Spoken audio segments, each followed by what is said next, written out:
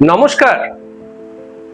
আসন্ন অম্বুবাচীতে কি করবেন আর কি করবেন না, কি খাবেন আর কি খাবেন না, সেই সংক্রান্ত ব্যাপার নিয়ে আমাদের মধ্যে নানান ধরনের কৌতূহল থাকে।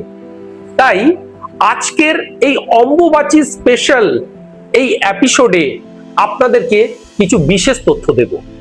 যেমন এই অম্বুবাচী চলাকালীন অর্থাৎ 22শে জুন থেকে 25শে জুন পর্যন্ত এই সময়ে আপনারা বাড়িতে যখন ঝাড়ু দেবেন, লক্ষ্য করবেন কোনো ঝুল ঝাড়বেন না, কোনো ঝাড়ু দিয়ে কোনো কিছু পরিষ্কার করার চেষ্টা করবেন না, আপনারা মুছে নিন। এবং আপনাদেরকে বলবো এই সময়ে আপনারা কোনো রকম শাক জাতীয় খাবার খাবেন না, কারণ শাকটাকে তুলতে গেলে ভূমিকর্ষণ করে তুলতে হয়। তাই ভূমিকর্ষণ করে আপনি ধরিত্রী মাতার বিরাগ ভাজন হবেন না।